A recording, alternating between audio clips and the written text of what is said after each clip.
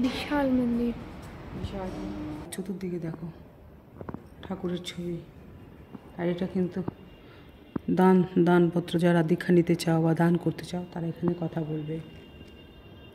আর এই দেখো ওটা দেখো প্রভু শয়ন কক্ষ, মানে বন্ধুরা এটা কিন্তু বিশাল নাট মন্দির, পরিষ্কার। অনুষ্ঠান হয় প্রত্যেক দিন শ্রীমদ্ ভাগবত পাঠ হয় সকালে 6:30 থেকে 8টা অবধি। হ্যাঁ, সন্ধ্যাবেলাও আরতি করে পাঠ হয়ে প্রত্যেক অনুষ্ঠানও। হ্যালো গাইজ, আমি Kanika Koyal, welcome back to my channel Kanika Koyal blogs. বন্ধুরা, আমাদের কিন্তু সামনেই দোল পূর্ণিমা। তো সেদিন তো সবাই আমরা মানে দোল পূর্ণিমার আগে ন্যাড়াপোড়া, তারপর দোল পূর্ণিমা। তো অবশ্যই আমরা ঘরে ঘরে পূর্ণিমা পালন করব এবং দোলও খেলবো। তো আজকের কিন্তু তোমাদের দোল পূর্ণিমা উপলক্ষে আমি তোমাদের একটা খুব সুন্দর, আমাদের কলকাতাতেই অবস্থিত বিশাল বড় খুব সুন্দর একটা রাধাকৃষ্ণের মন্দির তোমাদের সঙ্গে আমি আজকে শেয়ার করব। তো যত সম্ভব ইউটিউবে প্রথম, তো সঙ্গে থাকো। আজকের ভিডিওটা তোমাদের আশা করছি তোমাদের খুব ভালো লাগবে। এবং এখানে কি করে আসবে, এই মন্দির খোলার সময় কি, ভোগ প্রসাদের ব্যবস্থা আছে কি না, সব তোমাদের সঙ্গে আমি শেয়ার করব। তো স্কিপ করো না, দেখতে থাকো, আশা করছি খুব ভালো লাগবে। বন্ধুরা, এই হলো ভাগবত আশ্রম, যার আরেক নাম হরেকৃষ্ণ মন্দির। তো এই হলো মন্দিরের সামনেটা। এটা হচ্ছে ছোট গেট, আর ওপাশে দেখতে পাচ্ছ ওটা কিন্তু বড় গেট। বড় গেট সবসময় খুলে না, যারা 4 চাকা নিয়ে আসে তাদের জন্য বড় গেট খোলা হয়ে থাকে। তো আমরা এখন ছোট গেট দিয়ে প্রবেশ করলাম। তো প্রবেশ করে ভেতরটা তোমাদের আগে দেখাই ঘুরে, যে এখানে কী কী রয়েছে। তো দেখতে পাচ্ছ ঢুকেই কিন্তু প্রথমে পড়বে বিশাল একটা মাঠ, বাগান সহ, পাঁচিল দিয়ে ঘেরা এবং নানান রকম গাছ রয়েছে। সেই মাঠের মধ্যে দেখতে পাচ্ছ গোলাপ ফুল ফুটেছে। আর মাঠের এপাশে কিন্তু তোমার রয়েছে গাড়ি পার্কিংয়ের ব্যবস্থা। তো এখানে কিন্তু যারা 4 চাকা 2 চাকা নিয়ে আসবে তাদের জন্য এখানে গাড়ি পার্কিংয়ের সুব্যবস্থা রয়েছে।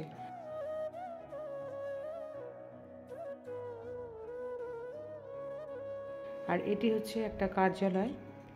আর ওই হচ্ছে বড় গেট, যে গেট দিয়ে কিন্তু যারা গাড়ি নিয়ে প্রবেশ করবে তাদের জন্য কিন্তু ওই গেটটা খুলে দেওয়া হয়ে থাকে। এছাড়া বড় অনুষ্ঠানে, জন্মাষ্টমী, বড় বড় কৃষ্ণের উৎসবে বড় গেটটা খোলা হয়ে থাকে, তখন কিন্তু ভক্তের ভিড় হয় তাই জন্য। আর ওপাশে কিন্তু রয়েছে টয়লেটের সুব্যবস্থা। তোমাদের আরেকবার আমি মন্দিরের সামনেটা পুরো ঘুরিয়ে দেখাচ্ছি। দেখো অপূর্ব সুন্দর পরিবেশ, শান্ত স্নিগ্ধ, পাখির ডাক। তো ভীষণ ভালো লাগবে এখানে এসে বন্ধুরা, মন একেবারে শান্ত হয়ে যাবে।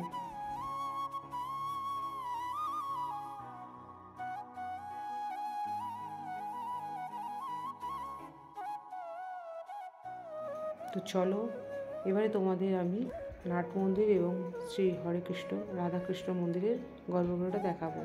তো হরেকৃষ্ণ যে মন্দিরটা রয়েছে তার পাঁচিলটা যে রয়েছে, সেই পাঁচিলে দেখো আমাদের শ্রীকৃষ্ণের যেসব বাল্যকালের লীলাগুলো করেছিলেন উনি ছিলেন। কালীয় নাগ দমন করেছিলেন এবং মাঠে গরু চড়াতেন, কদম গাছের নিচে বাঁশি বাজাতেন।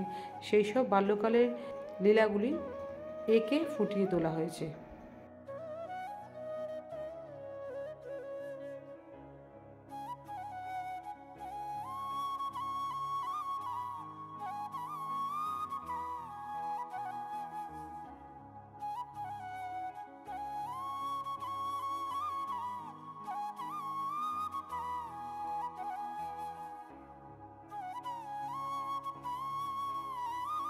এবারে চলো তোমাদের নাট মন্দিরটা দেখাই। এটা কিন্তু নাট মন্দির। তো চলো নাট মন্দিরটা তোমাদের শেয়ার করি। এই হলো নাট মন্দির। রাধাকৃষ্ণ মন্দিরের গর্ভগৃহের সামনে কিন্তু এই সুবিশাল সুন্দর শ্বেত পাথরের পরিষ্কার, এই হলো নাট মন্দির। দেখতে পাচ্ছ অপূর্ব সুন্দর আর বিশাল বড়। বন্ধুরা, এটা কিন্তু বিশাল নাট মন্দির, পরিষ্কার। বন্ধুরা, নাট মন্দিরের ডান দিকে দেখো ভেতরে যে রুমটা দেখতে পাচ্ছ সেখানে কিন্তু গুরুদেবের ফটো রয়েছে। তো কাছ থেকে তোমাদের দেখাই চলো। এখানে যে দেখতে পাচ্ছ এখানে কিন্তু মানে গুরুদেবের ছবি রয়েছে। আর এখানে কিন্তু নাম সংকীর্তন হয়ে থাকে।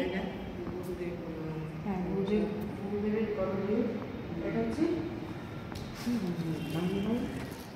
উনি হচ্ছেন শ্রী শ্রী গুরুদেব ভগবত নাটমন্দিরে একটা গর্ভগৃহ করা হয়েছে এই গুরুদেবের, আর তার সামনেই কিন্তু নাম সংকীর্তন হয়ে থাকে। আর এখানে দেখো এই যে মাইক রয়েছে, এখানে মাইক রয়েছে, এখানে কিন্তু মানে শ্রীমদ্ ভাগবত গীতা পাঠ হয়ে থাকে এবং সকলে এখানে বসে পাঠ শুনে। একটা ওকে দেখা যাবে মানে গুরুদেব আরতি কীর্তন যে মানে গানটা, সেই গানটা কিন্তু এখানে যেমন গুরুদেব কৃপা কৃপা বিন্দু দিয়া করই দাসে তৃণাপেক্ষা অতিহীন সকল সহনে, মানে এটা একটা গান। এই গৃহে মানে ভেতরে এখন বন্ধ আছে, এই ভেতরে কিন্তু মানে তোমার গীতা, শ্রীকৃষ্ণের বই, হ্যাঁ, বাল্যকাল, শৈশবকাল সব বই এখানে কিন্তু পাওয়া যায়।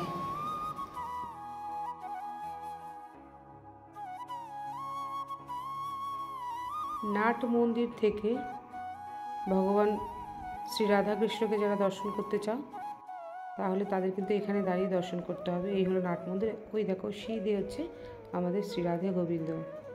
এখান থেকে কিন্তু ভক্তরা আরতি দেখতে পারো বা প্রভুকে দর্শন করতে পারো।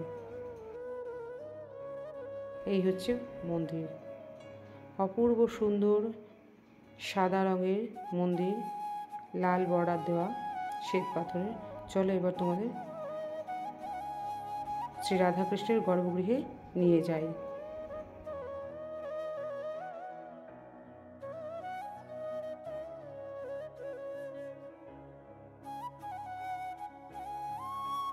এই হলো বন্ধুরা প্রভু শ্রী রাধাকৃষ্ণের এবং বলরামের গর্ভগৃহ। তো গর্ভগৃহের উপরে কিন্তু দুটো ময়ূর রয়েছে। ময়ূর দুটো কিন্তু পাথর দিয়ে খোদিত করে কালারিং করা হয়েছে, তো অপূর্ব সুন্দর লাগছে। আর রয়েছে একটা বিশাল ঝাড়বাতি।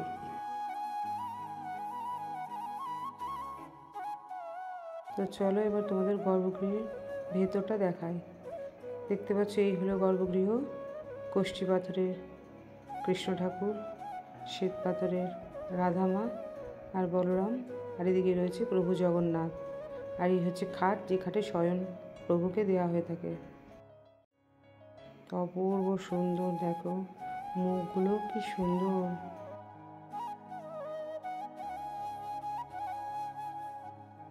এই হচ্ছে ওপরটা।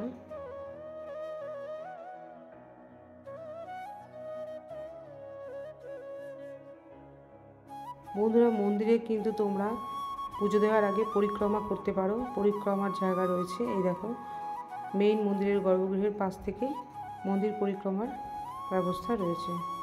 তো আমরা একবার পরিক্রমা করে তোমাদের দেখাচ্ছি। এই দেখো এখানে কিন্তু ঠাকুরের অনেক কিছু জিনিসপত্র রয়েছে, কাপড় জামা, পর্দা।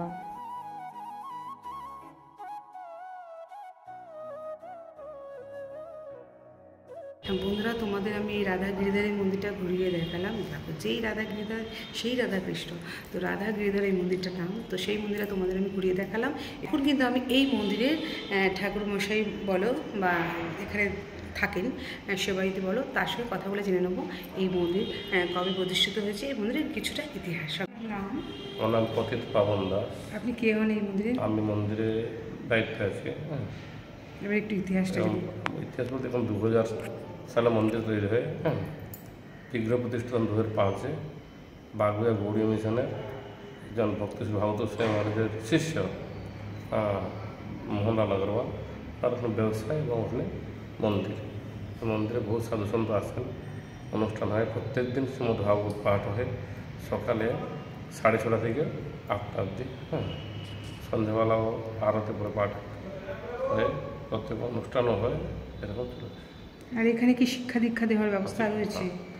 তার নিয়ম প্রণালী কি একটু বলতে পারবেন? নিরামিষ, মানে ধরুন যারা দীক্ষা নেবে বা শিক্ষা নেবে, নিয়ম প্রণালীটা একটু। নিয়ম প্রণালীটা হচ্ছে নিরামিষ খেতে হবে, কোনো কিছু খাওয়া চলবে না, মাছ মাংস পেঁয়াজ রসুন খাওয়া যাবে না।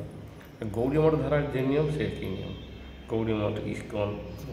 যদি আপনার কাছে এসে কেউ দীক্ষা নিতে চায় বা আপনাদের এই মঠে, তাহলে একটু যদি ফোন নাম্বারটা দেন তাহলে আপনার সঙ্গে কন্ট্যাক্টে কথা বলে নেবে। নাম্বার যদি বলে দেবো 9875474850, পতিত পাবন দাস। এখানে যোগাযোগ করলে ব্যবস্থা করতে হবে। আচ্ছা, এই মন্দিরে মানে ভোগ প্রসাদের ব্যবস্থাটা কি আছে? প্রত্যেকদিন খরচ হচ্ছে। আপনাকে আগের দিন বলতে হবে 8টার মধ্যে। আগের দিন বলে দিলে আপনারা, কিংবা সকালের 8টার মধ্যে বললেও হবে। কত প্রাইস? সেরকম ফিক্স না যে আপনার কে কেমন সেবা করতে চায়।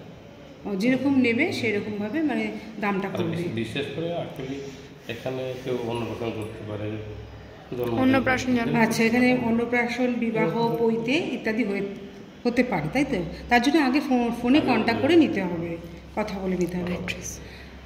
আচ্ছা, এই মন্দিরে যে আসবে, এই হরে কৃষ্ণ মন্দিরে প্রপার যদি অ্যাড্রেসটা হচ্ছে দক্ষিণেশ্বর থেকে প্রায় বাস মানে অটো পাওয়া যায়, যে অটোটা রথতলা যাচ্ছি, ওই রথতলা দাঁড়িয়ে ধরো হয়ে গেলে যাচ্ছি আর দেবী দিকে, ওই রথতলা গ্রামে অটোতে উঠে হরে কৃষ্ণ মন্দির বললে সেবেন আপনি। দক্ষিণেশ্বর থেকে রথতলায় যে অটোগুলো যায় সেই অটোগুলোকে বলতে হবে যে আমি হরেকৃষ্ণ মন্দিরে যাব, তাহলে এখানে একদম মন্দিরের সামনে নামিয়ে দেবে। থ্যাংক ইউ, ধন্যবাদ। বন্ধুরা, এটি হলো রাধা গোবিন্দ জিউর মন্দির। এখানে কিন্তু প্রভুর নাম সংকীর্তন হয়ে থাকে এবং গীতা পাঠ হয়ে থাকে, এবং এখানে যে দীক্ষা বা শিক্ষা দেওয়া হয়, গুরু মন্ত্র দেওয়া হয়, সেটি কিন্তু এখানেই এই রুমেই দেওয়া হয়ে থাকে। তো ওইখানে বসেন গুরুদেব, এবং দুধারে দুটো মাইক রয়েছে দেখতে পাচ্ছ, ওই অ্যানাউন্স করে তিনি সমস্ত কথা ভক্তদের বুঝিয়ে দেয়। এবং এখানে কিন্তু যারা যারা দীক্ষা নেবে বা শিক্ষা নেবে বা দান করবে, এখানে তাদের নাম লিখতে হবে। এছাড়াও এখানে দুবেলা শ্রীমদ্ ভাগবত গীতা পাঠ হয়ে থাকে।